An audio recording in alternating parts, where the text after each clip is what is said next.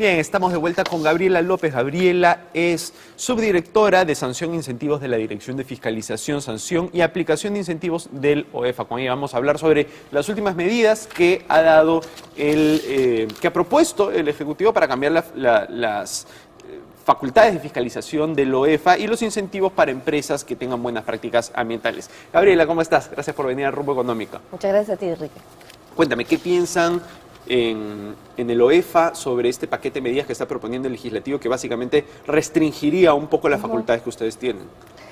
Yo no lo veo como que restringiría. De hecho, como tú lo has mencionado, lo que hacen las medidas es justamente promocionar mucho más las medidas de remediación y corrección de las conductas infractoras. En realidad, la visión del OEFA siempre ha sido justamente priorizar esas medidas. Nosotros tenemos como facultad establecer medidas correctivas dentro de los procedimientos sancionadores. Entonces siempre hemos considerado que esas son medidas muy importantes y estamos en línea con ello.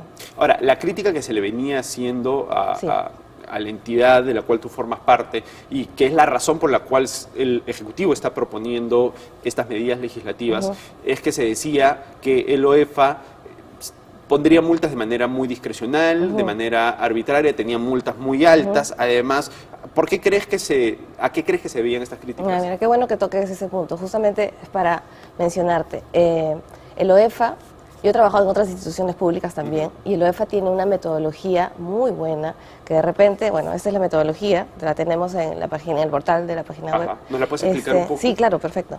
Y esta metodología, como te decía, yo he trabajado en otras instituciones y la metodología tiene un fundamento teórico bien interesante, que de repente no está todo contenido en un manual, digamos, pero hay un fundamento teórico muy importante relacionado a incentivos también.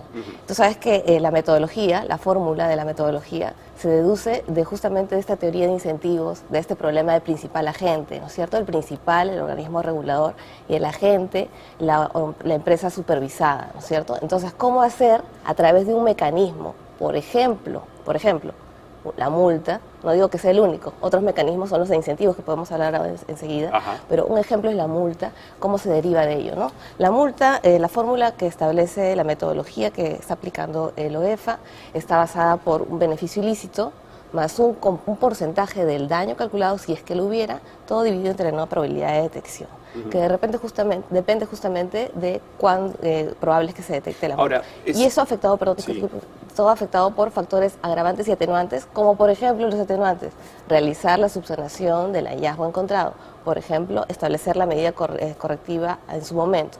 Y eso hace que la multa, por ejemplo, se reduzca, ¿no?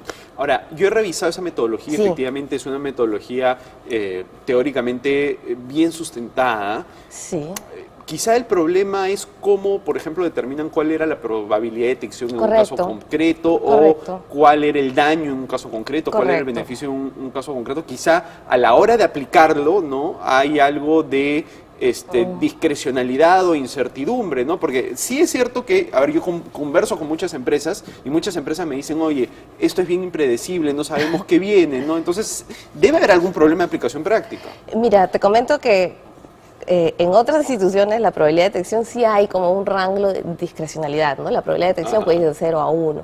Lo que se ha tratado de hacer con la metodología de la OEFA es establecer desde ex ante, digamos, cuáles son estos niveles y a qué están asociados, ¿no es cierto? Entonces una probabilidad media está asociada a una supervisión regular, que se hace con cierta periodicidad, que está programada. Entonces, en realidad, yo creo que esa crítica no tendría mucha cabida con esta metodología en particular, pero en general el cálculo de multas podría tener esas críticas, pero en realidad la metodología que viene aplicando la OEFA es bastante predecible, que es lo que se ha tratado de buscar, ¿no? Pero como te decía, esto de la metodología... Es bastante predecible. ¿Tú crees que una empresa una vez que comete una falta, de antemano, antes que la OEFA le diga nada, puede saber, ya a mí me van a poner esta multa? Porque eso significa predictibilidad.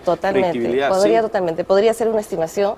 De hecho, hay algunas apelaciones que han llegado del tribunal ya informándose con la metodología y pueden sustentar mejor incluso su reclamo. Y el tribunal, en muchos casos, les ha dado la razón. Quizás lo que ha sucedido es que antes de la existencia del OEFA, las multas establecidas eran multas fijas, ¿no? O sea, tú sabías que si cometías tal infracción, sanción era una multa, eran, por ejemplo, por decirte, 6 UITs, ¿no? 10 UITs, 15 UITs. Ahora existe una metodología más compleja que si bien sí tiene criterios de predictibilidad, no es tan predecible como saber.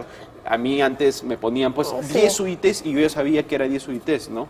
Quizá eso es lo que sucede, o sea, antes era aún más predecible, ¿no? Porque no se mantuvo un sistema así, con multas claras, como por ejemplo no sé, las sanciones penales, ¿no? Tú sabes que vas preso 10 años, ¿no?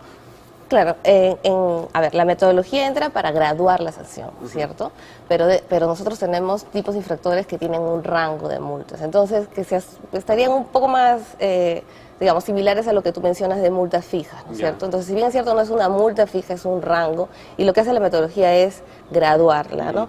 Sí, pero el tema de multa fija o metodología es incluso un debate hasta... Sí, es complejo, pero quizá tiene que ver con eso la reacción que ha tenido la gente a pensar, oye, antes era más predecible, ¿no? Sí, también podría tener. Pero como te decía, el tema de las multas es un enfoque de los incentivos. Hay otro bloque, que es el tema de los incentivos económicos, que están relacionados con la resolución que ha salido del MINAM, ¿no? Yo quería hablar de eso. Sí. Se ha señalado que se van a dar incentivos económicos a las empresas que tengan buenas prácticas, ¿no? A diferencia de multar, se les va a premiar. Cuéntanos cómo me parece buenísimo. Es una medida complementaria, en realidad. Como te decía, todo este enfoque de incentivos se maneja como que por dos flancos, ¿no? Uno es el flanco de comando y control, que viene a ser establecer las reglas, las regulaciones, los límites, y después viene la sanción, que es un poco como hemos estado funcionando. Claro. Y el otro flanco, que es complementario, y en muchas jurisdicciones a nivel internacional funcionan complementariamente, es el tema de los incentivos económicos.